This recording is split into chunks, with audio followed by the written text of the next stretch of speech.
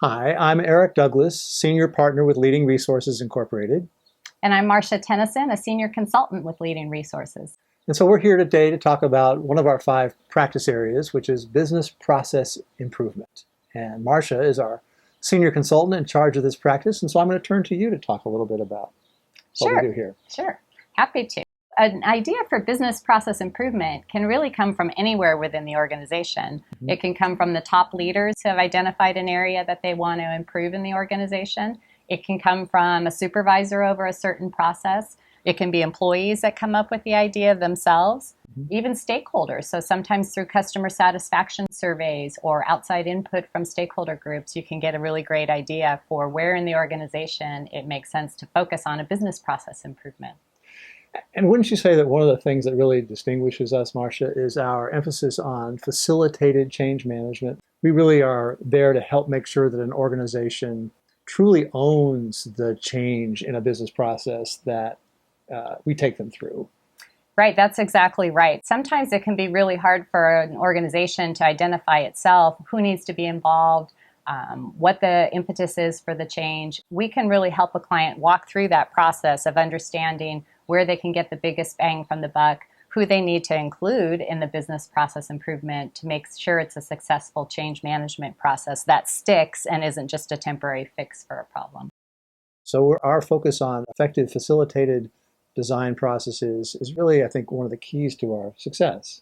Right. And it's really important to have either an internal or an external facilitator for the process, because the people who are doing the work every day not only are still doing the work and caught up in the priorities that they have going on that day, but sometimes it's a little bit harder for them to think outside the box and really think about how this process affects others than those just in one particular area. So in our role as a facilitator, we really help our clients kind of think about that larger perspective, as well as think about the communication practices and change management that needs to go along with any type of business process improvement to ensure that it sticks for the long term for the organization. That's great. I think we ought to make sure we mention the role of measurement and metrics in business process improvement. I know we put a lot of emphasis on making sure that there are ways to quantify how a given process is working. Right, that's very important. So you want to take a look at what your current measurements are. And again, whether it's cycle time, processing days, whatever it is, you want to look at your current metrics so that once you implement the process improvement, you actually have an idea of whether it improved or not. And then, people need to understand the theory of variation and understand that there is variation in every process. So you have to get a sense of what's normal variation versus what's something that shows there's really a glitch going on that needs to be addressed through a process improvement. Mm-hmm.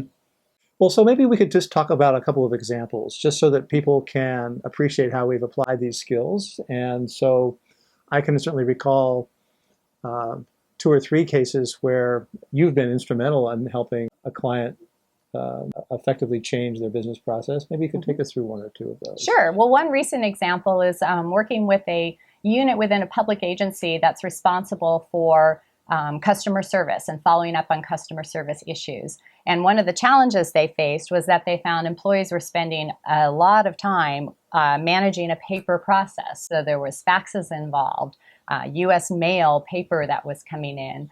They had done some small-scale IT improvements along the way, but by working with a cross-functional team and stakeholder input, we were able to identify another IT improvement that was a relatively small change, but had a big impact on the amount of time these folks had to spend processing paper.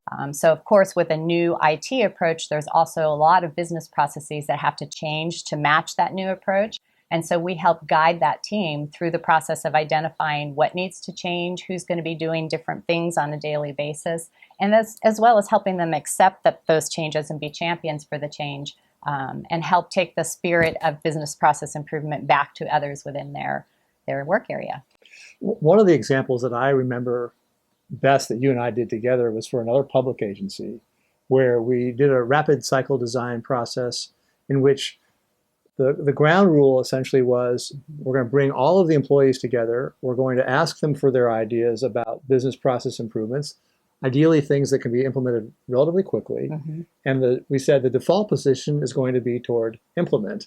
And so unless a manager can say why something should not be done, the employee's suggestion would be implemented. And so I can recall a room full of 100 employees, and each forum would come up with maybe 50 or 60 specific ideas for improvement. And I think out of that process, we had 30 or 40 real concrete, tangible improvements that got implemented. And you might think offhand that that would be a very unwieldy process with 100-some employees all submitting ideas. But we help the client identify a way to categorize and process the information that was coming through, and use an impact matrix to help them look at which ideas should rise to the top versus which ones might be a little bit more medium term in terms of implementation. Thank you very much for watching our video on business process improvement. On the next slide, you'll see information about how to contact us. If you'd like a free consultation, please feel free to reach out to us. Thank you for watching, and we look forward to hearing from you. Thank you.